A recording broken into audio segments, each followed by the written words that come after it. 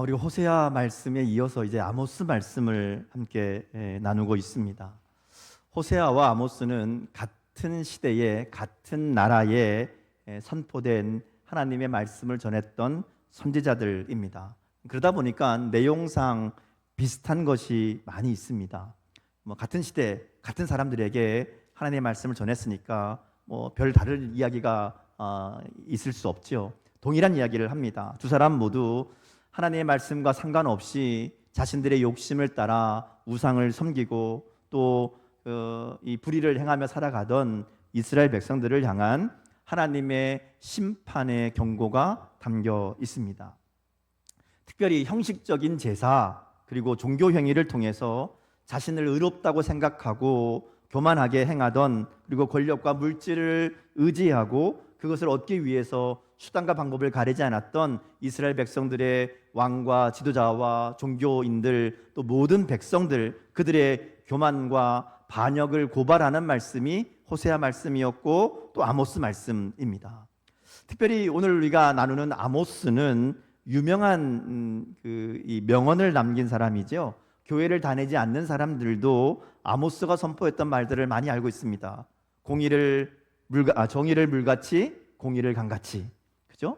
이게 사실 성경에 나오는 건지도 모르고 쓰는 사람들도 많이 있습니다. 데모할 때마다 꼭 나오는 이야기가 이 이야기거든요. 어쨌든 아모스는 그래서 이 공의와 정의의 선지자로 알려져 있습니다. 근데 왜 그랬는가 하면 이 아모스 선지자가 말씀을 선포했던 북이스라엘의 상황 때문에 그렇습니다. 이 북이스라엘은 공의와 정의가 완전히 무너진 상황이었기 때문에 그렇습니다. 이 아모스가 말씀을 전했던 북이스라엘 당시의 왕이 여로보암 2세인데요. 호세아도 같은 시대입니다. 근데 호세아보다 아모스가 한 10년 정도, 10년에서 20년 정도 더 먼저 말씀을 전했다. 이렇게 이제 우리가 역사적으로 보게 되는데요. 어쨌든 그 당시에 이 여로보암 2세 시대의 북이스라엘은 그야말로 전성기였습니다. 그래서 다윗과 솔로몬 시대 때 이스라엘이 가장 전성기였는데 그때 영토를 거의 회복합니다. 그러니까 이제 중간에 많이 뺏기고 없어졌다가 다시 여로보암 시대 때에 회복된 거죠. 그만큼 군사력이 강해졌고 또 나라가 경제적으로도 안정된 상황입니다. 근데 나라가 이렇게 힘이 있고 풍요로워지니까 이 풍요로움 속에 나타나는 문제가 뭔가 하면 사회적인 죄악들이 만연해지는 겁니다. 돈과 권력을 가진 사람들이 힘없는 자들의 것을 빼앗고 착취하고 부정과 비리가 가득하고 사치와 향락이 가득한 그런 사회가 되어버렸다라는 것이죠. 문제는 그런 이 죄의 문제들을 바로잡고 지적해야 될 제사장들도 그들과 마찬가지로 이제 이 불의를 행하고 돈을 위해 살아가고 권력을 위해 살아가던 그런 시대였다는 겁니다. 그러다 보니까 이 북이스라엘의 하나님의 말씀, 하나님의 뜻을 제대로 전하는 사람이 없었습니다. 왕부터 시작해서 제사장까지 그러니까 아무도 하나님의 뜻을 말하려 하지도 않고 가르치지도 않고 잘못해도 지적하지도 않고, 그러니까 점점 더 심판의 자리로, 멸망의 자리로 가고 있었다라는 것이죠. 그래서 하나님이 남쪽 유다에 있던 이 아모스라는 사람을 불러서 북쪽 이스라엘에 가서 공의와 정의를 선포하게 하십니다. 그만큼 북이스라엘의 상황이 심각했다라는 것을 우리가 짐작해 볼 수 있습니다. 아모스의 이야기를 우리가 쭉 새벽마다 같이 묵상했는데요. 이제 7장 넘으면서부터는 5가지 환상에 대한 이야기가 나옵니다. 하나님이 아모스에게 5개의 환상을 보여주십니다. 그리고 그 환상을 통해서 이스라엘의 상황과 하나님의 계획을 알게 하시는 것이죠. 우리가 읽은 7장에 보면, 우리가 오늘 7절부터 읽었지만 1절부터 9절까지의 3개의 환상이 나옵니다. 그리고 8장에 하나, 9장에 하나, 이렇게 이제 환상들이 기록되어 있는데요. 앞부분에 나왔던 2개의 환상은 하나님이 이스라엘을 심판하시겠다는 내용입니다. 메뚜기와 불을 통해서 이스라엘을 심판하시겠다는 하나님의 계획을 보여주시고요. 그 환상을 보았을 때에 아모스가 하나님께 기도합니다. 하나님, 이 이스라엘 백성들이 하나님이 그런 재앙을 내리시면 살아남을 수 없습니다. 다 죽을 수밖에 없습니다. 하나님 용서해 주세요. 하나님 멈춰 주세요. 이렇게 기도하니까 하나님이 아모스의 기도를 들으시고 그 심판을 멈추겠다. 내가 실행하지 않겠다. 이렇게 말씀하시는 내용이 이 앞에 있는 두 개의 환상에 대한 내용입니다. 그러니까 그들의 상황은 하나님의 심판이 임할 수밖에 없는 상황이라는 겁니다. 하나님의 심판을 피할 수 없는 상황이지만 하나님이 이 두 환상을 통해서 하나님의 목적은 심판에 있는 것이 아니라는 것을 분명하게 말씀해 주십니다. 아모스의 기도를 통해서 하나님이 심판하시겠다는 그 마음을 돌이키신다는 것은 지금이라도 이스라엘 백성들이 돌아오면, 하나님을 찾으면 언제든지 심판을 멈출 마음을 하나님이 가지고 계신다라는 것을 이 두 개의 환상을 통해서 보여주시는 겁니다. 내가 반드시 없애겠다 이 마음이 아니라는 거예요. 하나님은 언제든지 니들이 좀 돌아오기를 원하는데 안 돌아오니까 내가 이런 심판을 통해서라도, 이런 재앙을 통해서라도 깨닫기를 원한다. 그 마음을 보여주시는 게 첫 번째, 두 번째 환상입니다. 자, 그런데 그럼에도 불구하고 이스라엘 백성들이 듣지 않고 돌이키지 않습니다. 그래서 세 번째 환상이 주어집니다. 오늘 본문에 나오는 환상은 다림줄 환상입니다. 이 다림줄은 이제 건축 현장에서 사용되는 도구인데요. 쉽게 말하면 벽이 수직으로 바로 세워지는가 보기 위해서 그 재어보는 기구입니다. 실에다가 줄을 달아서 이렇게 늘어뜨리죠. 그럼 이게 수직으로 딱 쓰게 되면 이 실에 딱 맞게 올라가는 거고요. 그게 삐뚤어지면 이 실과 다르게 되는 겁니다. 요즘은 우리가 다 레이저로 하죠. 레이저로 수평 잡고 수직 잡고 다 잡지만 이때는 이렇게 실을 가지고 이렇게 했습니다. 그래서 이 다림줄이라는 것은 벽이 바로 세워지는가 하는 것을 확인하는, 그리고 바로 세워질 수 있도록 기준을 잡는 것이라고 말할 수 있습니다. 왜냐하면 벽을 쌓을 때에 이게 수직으로 세워지지 않으면, 기울어지면 어떻게 돼요? 쌓으면 쌓을수록 위험해집니다.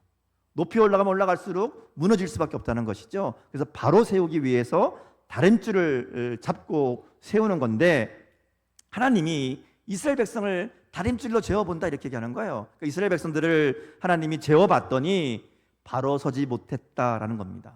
그래서 허물어 버리시겠다고 선언하십니다. 산당과 성소들이 파괴될 것이고 여로보암의 집을 치겠다 말씀합니다. 북이스라엘이 무너질 것이다. 왕의 가문 왕을 치겠다. 이런 이야기죠. 자, 첫 번째, 두 번째 환상이 하나님의 심판에 대해서 말씀하신 것이라면, 세 번째 환상은 이스라엘의 상태에 대한 이야기입니다. 하나님은 계속해서 그들을 용서하시고 심판을 미루고자 하시는 마음을 가지고 계시지만 이스라엘의 상태가 더 이상 심판을 미루어 둘 수 없는 상황이 되었다라는 것이죠. 학자들은 이 환상을 시간의 흐름에 따른 것으로 보기도 합니다. 용서의 기회가 사라지고 심판의 유보도 더 이상 남아있지 않는 상황, 그게 지금 이스라엘의 상황이라는 겁니다. 그래서 8절에 보면요, 하나님이 다림줄을 잡고 심판하신다고 하시면서 하는 얘기가 다시는 용서하지 아니하리라 이렇게 말씀합니다. 다시는 용서하지 않겠다는 얘기는 이미 앞에서 많이 용서했다는 얘기잖아요. 용서가 전제되어 있습니다. 하나님이 그들을 다림줄로 달아보았을 때에 바로 세워지지 않아서 이제는 더 이상 그냥 둘 수 없는 그런 상태가 되었다. 그래서 내가 너희들에게 심판할 수밖에 없다. 이렇게 환상을 통해서 말씀하시는 겁니다. 자, 그리고 나서 이제 10절에서 17절의 말씀이 이어집니다. 오늘 제가 읽진 않았지만 말씀을 펴놓고 같이 보시면 좋을 것 같아요. 왜냐하면요, 이 세 번째 환상이 이야기되고 그 다음 네 번째 환상이 8장에 나오거든요. 근데 이 세 번째 환상과 네 번째 환상 사이에 있는 이야기가 7장 10절에서 17절까지의 이야기입니다. 근데 뭐가 있는가 하면요, 그냥 하나님의 말씀이 선포되거나 혹은 어떤 환상에 대한 이야기가 이어지는 게 아니라 아모스가 아마샤라는 사람을 만나는 이야기가 기록되어 있습니다. 왜 하나님이 이 환상의 이야기들을 쭉 하시다가 갑자기 이 아마샤라는 사람이 아모스를 만나는 이 상황을 기록하고 있는가 하는 것을 우리가 잘 생각해 봐야 됩니다. 하나님의 말씀을 선포하고 특별히 심판에 대해서 환상 본 것을 이야기하다가 갑자기 아마샤와의 만남의 이야기가 기록되어 있는 것은 분명한 이유가 있다는 것이죠. 특별히 이것은 세 번째 환상이었던 이 다림줄 환상과 연결된 이야기라고 볼 수 있습니다. 하나님이 환상으로 보여주셨던 이 다림줄 환상의 그 내용이 뭔가를 좀 더 구체적으로 가르쳐 주시는 것이 바로 10절에서 17절에 나오는 아모스와 아마샤의 만남이라고 볼 수 있습니다. 자, 본문에 등장하는 아모스와 아마샤, 이름이 비슷하죠? 이 두 사람은 정반대의 모습을 가진 인물입니다. 사실 히브리어로 보면 이름이 똑같아요. 히브리어는 자음만 있거든요. 아모스, 아마샤, 같은 자음입니다. 동일하게 보일 수 있습니다. 그런데 그들은 신분도 다르고 배경도 다르고 또 그들이 선포한 메시지도 완전히 다릅니다. 정반대입니다. 자, 근데 그 당시 사람들이 볼 때에 이 아모스와 아마샤, 이 두 사람은 누가 더 성공적인 사람으로 보였을까요?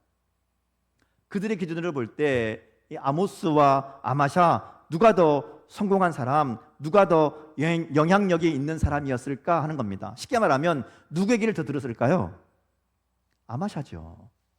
왜냐하면 아마샤는요, 거기 보면 베델의 제사장이라고 나옵니다.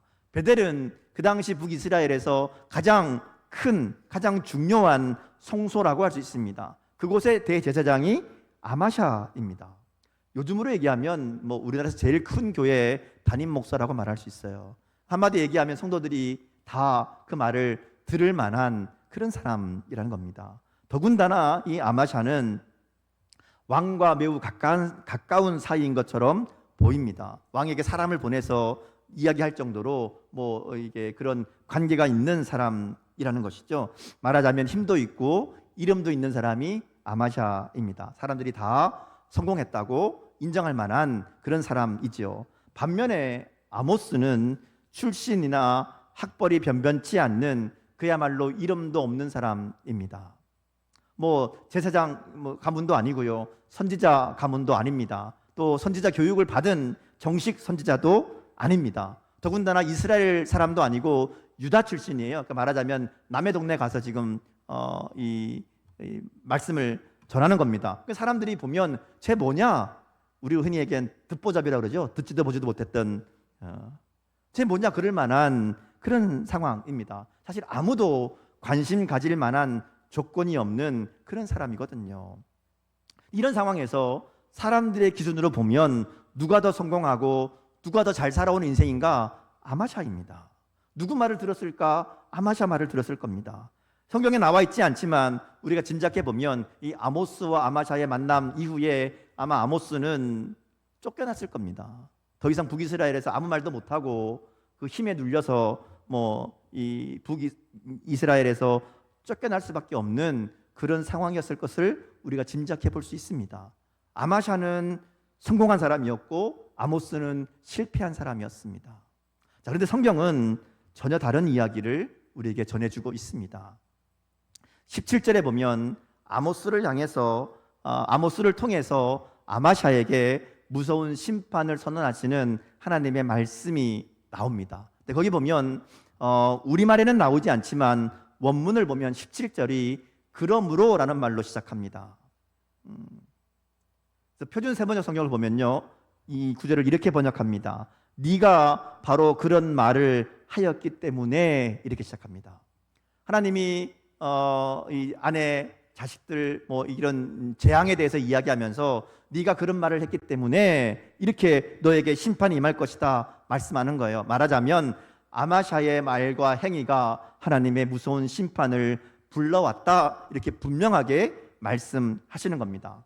이 얘기는 앞에 나왔던 우리가 지금 읽었던 이 다림줄 환상에 빗대어 보면 하나님의 다림줄로 아마샤를 보았을 때에 아마샤는 허물어버릴 수밖에 없는 그런 잘못된 삐뚤어진 담이었다는 겁니다. 사람들이 보기에는 잘 세워진 멋진 건물처럼 보일지 모르지만 하나님의 다림줄로 보면 이거는 무너뜨려야 되는 잘못된 담이다라는 것이죠. 오늘 우리가 우리의 삶을 바라볼 때도 마찬가지입니다. 오늘 우리의 다림줄이 무엇인가 하는 것이죠. 우리가 바라보는 성공과 승리의 기준이 무엇인가 하는 겁니다. 당시 사람들은 아마샤를 성공한 사람으로 그리고 승리한 사람으로 생각했을 겁니다. 그들의 기준이 그랬기 때문에 그렇죠. 근데 그 기준은 정확한 기준이 아니라는 겁니다. 하나님의 기준이 중요합니다. 그래서 오늘 우리의 삶을 세상 사람들이 바라보는 다림줄이 아니라 하나님의 다림줄로 재어보아야 된다라는 것이죠. 중요한 것은 기준이 무엇이냐 하는 겁니다. 아마샤의 길은 하나님의 다림줄로 재어보니까 높이 올라가긴 했지만 잘못 쌓였다는 것이죠. 많이 기울어져 있었다는 겁니다. 곧 무너질 수밖에 없다는 거예요. 그러나 반대로 아모스는 사람들의 눈에는 별로 쌓은 것이 없어 보이지만, 아무것도 없어 보이는 그런 인생이지만 하나님의 다림줄로 보면 제대로 반드시 올라가고 있었다라는 것이죠. 하나님이 지금 오늘 본문을 통해서 아마샤와 아모스의 모습을 이 다림줄 환상에 이어서 이야기하는 것은 하나님의 다림줄이 무엇인지를 보여주는 것이라고 말할 수 있습니다. 그래서 아마샤의 이야기와 아모스의 이야기를 보면서 하나님이 보시는 이 다림줄, 하나님이 보시는 기준이 무엇인가를 우리가 깨닫게 된다는 것이죠. 오늘 말씀을 통해서 이것을 한번 생각해보고 우리의 삶을 이 다림줄에 재어보는 그런 지혜가 있기를 주님의 이름으로 축복합니다. 자, 가장 먼저 생각할 수 있는 것은 삶에서 누구를 먼저 생각하느냐 하는 겁니다. 말씀을 보면 아마샤가 아모스의 선포를 들었을 때에 가장 먼저 생각한 것이 왕이었습니다. 자, 선지자가 하나님 말씀을 선포합니다. 하나님의 심판을 이야기합니다. 그러면 하나님의 제사장인 아마샤가 뭘 해야 될까요? 제일 먼저 뭘 생각해야 될까요? 이게 정말 하나님의 뜻이냐? 이거 생각해야죠. 하나님의 말씀이라고 막 얘기하고 있으면 저게 정말 진짠가? 정말 저게 하나님의 뜻인가? 그래서 하나님의 뜻이 어디 있는가를 물어보고 확인하는 게 아마샤가 해야 될 첫 번째 일입니다. 아마샤가 생각했어야 될 첫 번째는 하나님이라는 것이죠. 하나님의 뜻이 무엇이냐? 근데 아마샤가 첫 번째 일이 뭔가 하면 왕을 생각한 겁니다. 아모스 이야기를 쭉 들어보니까 왕의 죽음을 이야기합니다. 나라의 멸망을 이야기합니다. 이거 안 되겠다. 왕의 죽음을 이야기하다니 저거 반역이다. 그래서 왕에게 기별을 보내는 겁니다. 이 아모스라는 사람이 반역을 꾀하고 있다. 아마샤에게 가장 먼저 떠오르는 것은 왕이었습니다.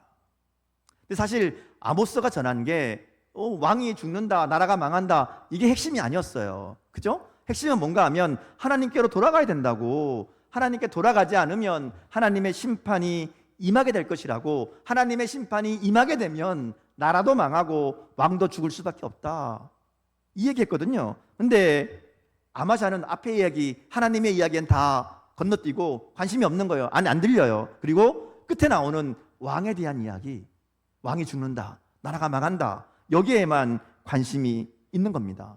왜냐하면 왕과 자신이 연결되어 있기 때문에 그래요. 왕에게 붙어서 살고 있는 자신의 삶이기 때문에 왕에 대한 이야기가 가장 중심이 되어 있고, 그게 그 마음에 가장 먼저 생각나는 일이었다는 겁니다. 이러한 아마샤의 잘못된 신앙을 보여주는 결정적인 말이 13절에 나와요. 아모스에게 야, 너 더 이상 하나님 말씀 전하지 말아라, 이러면서 하는 얘기가 뭔가 하면 베델은 왕의 성소요 나라의 궁궐이다, 이렇게 얘기합니다. 그럼 베델은 왕의 성소가 아닙니다. 베델은 하나님의 성소이지요. 물론 이 북이스라엘이 여러 가지 다른 목적으로 이 베델에다가 단을 만들긴 했지만, 엄연히 베델은 예루살렘 성전을 대신하는, 하나님께 예배하는 그런 장소입니다. 그곳이 종교의 중심지였고 하나님을 예배하는 장소였단 말이에요. 근데 거기에 대제사장이라는 사람이 베델을 뭐라고 얘기하는가 하면 왕의 성소다, 이렇게 얘기하는 거예요. 이 아마샤에게 베델은 하나님의 예배하는 곳이 아니라 왕을 위한 곳이었다는 것이죠. 그 마음의 중심이 어디 있는가 하는 것을 분명하게 보여주는 이야기입니다. 아마샤에게 성소의 주인은 하나님이 아니라 왕이었다는 것이죠. 정말 그가 하나님을 섬기는 사람이라면 왕에게 먼저 기별을 보낼 게 아니라 하나님 앞에 나가서 엎드려야죠. 하나님, 이게 정말입니까? 우리 가운데 이렇게 말씀하시는 것이 정말 하나님의 뜻입니까? 그럼 우리가 어떻게 됩니까? 이게 이제 마땅한 모습인데 아마샤는 그렇지 않습니다. 기도하지 않습니다. 하나님께 묻지 않습니다. 그리고 왕에게 기별을 보내서 저 아모스가 반역자니까 없애야 된다, 이런 얘기하고 있는 겁니다. 우리가 아마샤를 통해 확인해 보아야 되는 것은 하나님의 다림줄은 누구를 가장 우선으로 생각하는가, 누가 나의 중심인가, 이것을 보신다는 겁니다. 오늘 말씀 앞에 나의 중심, 나의 가장 우선이 어디에 있는지를 확인해 볼 수 있기를 주님의 이름으로 축복합니다. 두 번째로 우리가 확인해 봐야 되는 것은요, 누구를 기쁘게 하기 위한 삶인가 하는 겁니다. 10절에 보면 아마샤가 이 아모스의 선포에 대해서 이렇게 얘기합니다. 그 모든 말을 이 땅이 견딜 수 없다. 아모스가 하나님의 심판에 대해서 막 이야기하니까 아마샤가 하는 얘기가 뭔가 하면, 야, 그런 얘기 이 땅이 견딜 수 없다. 말하자면 이 땅의 백성들이 듣기 싫어한다. 그런 얘기하면 백성들이 싫어한다. 기뻐하지 않는다. 그러니까 하지 말아라. 이 얘기입니다. 여러분, 그렇죠? 심판을 얘기하는데 듣고 싶은 사람이 누가 있겠습니까? 망한다는 얘기 듣고 싶은 사람 없지요. 그럼에도 불구하고 하나님의 분명한 뜻이 있기 때문에 심판을 선포하시는 것이고, 그 심판을 통해서라도 그들이 돌이키도록 그렇게 가르쳐야 되는데, 아마샤는요, 심판하는 얘기 백성들이 듣기 싫어하니까 하지 말라고 얘기하는 겁니다. 그러니까 이 아마샤의 기준은요, 사람들이 좋아하는 말을 하는 겁니다. 하나님이 좋아하시는 말, 하나님이 기뻐하시는 말을 해야 된다, 이게 아니라 사람들이 듣고 싶어하는 말, 사람들이 기뻐하는 말을 듣게 하는 것이 이 아마샤의 관심에 있는 거라는 것이죠. 아마샤가 정말 하나님의 제사장이라면 하나님의 뜻을 백성들에게 바로 알리고 그들을 돌이키도록 해야 됩니다. 백성들이 싫어하더라도 하나님의 말씀을 바로 전하고 가르쳐야 된다는 것이죠. 그런데 이 아마샤는 하나님보다 백성들을 더 두려워합니다. 하나님을 기쁘시게 하는 것보다 백성들을 기쁘게 하는 것이 그 마음의 우선이었습니다. 그러니까 그들의 죄를 눈 감아주고 모른 척하고 오히려 잘 될 거다, 복 받을 거다, 축복만 이야기하고 은혜만 이야기한다라는 것이죠. 근데 이것이 아마샤만의 문제가 아닙니다. 오늘 우리에게도 있는 그런 모습이라는 것이죠. 우리가 살아가면서 누구를 기쁘게 할까 하는 마음으로 우리의 모든 선택과 결정이 이루어지는가 생각해 봐야 됩니다. 이렇게 하면, 이것을 하면 하나님이 기뻐하실까? 이 질문이 우리 가운데 있느냐라는 겁니다. 이거 하면 내가 좋으니까, 내가 기뻐하니까, 우리 가정이 기뻐하니까, 우리 자녀들이 기뻐하니까, 그래서 하나님의 기뻐하시는 것과 상관없이 나의 기쁨을 위해 혹은 내 주변의 사람들의 기쁨을 위해 그것을 결정하며 선택하며 그렇게 살고 있는 것은 아닌가? 우리는 우리의 행동의 동기가 정말 하나님을 기쁘시게 하려는 동기인지 아니면 다른 것을 기쁘게 하려는 동기인지를 살펴보아야 됩니다. 이게 우리가 재어보아야 될 하나님의 다림줄이라고 말할 수 있습니다. 마지막 세 번째는요, 무엇이 삶의 이유인가 하는 겁니다. 12절 말씀에 보면 아마사가 자신의 이 제사장 직분을 어떻게 생각하는지를 우리가 읽게 됩니다. 아마샤가 아모스에게 뭐라고 얘기하는가 하면요, 야, 너 여기서 이렇게 하나님 말씀 전하지 말고 너네 동네 유다에 가서 말씀 전하면서, 하나님 말씀 전하면서 그걸로 먹고 살아라, 이렇게 얘기하는 거예요.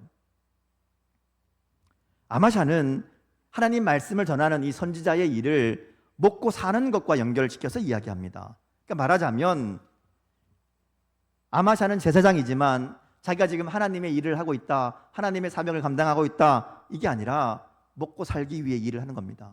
돈 많이 벌기 위해 일을 하는 겁니다. 그러니까 왕의 눈치 보고 왕의 마음에 드는 일들을 하려고 하면서 그 자리를 지키려고 하고 그 자리를 통해서 많은 것들을 얻으려고 하는 그 목적이 여기에 있다는 것을 우리가 보게 된다는 것이죠. 물론 먹고 사는 거 중요합니다. 그렇죠? 우리가 먹고 살아야 되죠. 그런데 우리의 일의 목적이 먹고 사는 것에만 있어서는 안 된다라는 겁니다. 물론 열심히 일해서 우리가 그 대가로 주어지는 것을 먹으며 살지만 먹고 사는 것 자체가 목적이 되어서 그 일을 해서는 안 된다는 겁니다. 여러분, 우리가 돈 버는 게 목적은 아니잖아요. 돈을 많이 벌면 좋지만 돈을 많이 버는 게 목적이 되면 안 됩니다. 돈 많이 버는 게 목적이 되면요, 불법도 서슴지 않습니다. 그게 목적이 되면 수단 방법을 가리지 않고 돈만 벌면 되니까요. 그러면 세상의 공의와 정의가 사라지는 북이스라엘의 모습이 그대로 나타나는 겁니다. 그래서 우리의 삶의 목적이 무엇인가? 우리의 삶의 목적은 하나님이 주신 사명이어야 되고 하나님의 뜻을 이루는 것이 되어야 됩니다. 자, 이어지는 말씀을 보면요, 아마샤가 이렇게 얘기하니까, 야, 니네 동네 가서 네가 뭐 선지자면서 먹고 살아라, 이렇게 얘기하니까 아모스가 대답하는 게 그런 내용입니다. 나 선지자 아니다. 나는 너처럼 제사장 가문도 아니고 또 뭐 정식으로 교육받은 선지자도 아니다. 나 원래 양치고 또 뽕나무 기르던 목자요 농부다. 그런데 하나님이 나를 데려다가 하나님의 말씀을 전하러 가시니까 그래서 내가 지금 여기 와서 이러고 있는 거다. 그렇게 얘기합니다. 아모스의 삶의 목적, 삶의 이유는 딱 한 가지입니다. 하나님의 말씀이었습니다.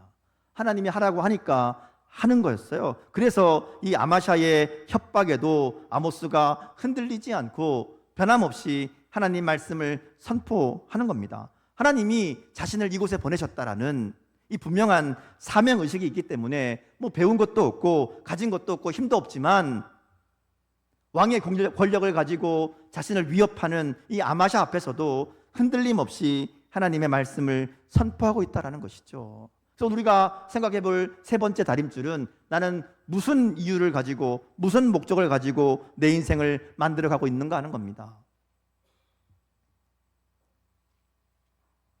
오늘 아모스와 아마샤의 모습을 통해서 우리를 재어보시는 하나님의 다림줄을 깨닫게 되기를 원합니다. 우리의 삶을 바라보는 기준은 하나님의 다림줄이 되어야 됩니다. 세상의 기준이 아니라 하나님의 기준으로 우리의 삶을 재어봐야 된다는 것이죠. 언제나 하나님이 내 삶의 가장 중심이 되는, 가장 우선되는 관심인가? 언제나 하나님이 기뻐하시는 것을 생각하며 내 삶을 선택하고 결정하고 있는가? 내게 주신 삶의 모든 자리가 하나님이 나를 보내신 사명의 자리임을 내가 믿고 그 자리에서 하나님의 뜻을 이루기 위해서 정말 최선을 다하는 삶을 살고 있는가? 오늘 우리가 재어보아야 될 하나님의 다림줄이 바로 이것인 줄 믿습니다. 하나님 앞에서 나는 아마샤의 모습으로 살고 있는지 아니면 아모스의 모습으로 살고 있는지 말씀 앞에 다시 한번 정직하게 재어보고 살펴보는 그런 저와 여러분 될 수 있기를 주님의 이름으로 축복합니다. 기도하겠습니다.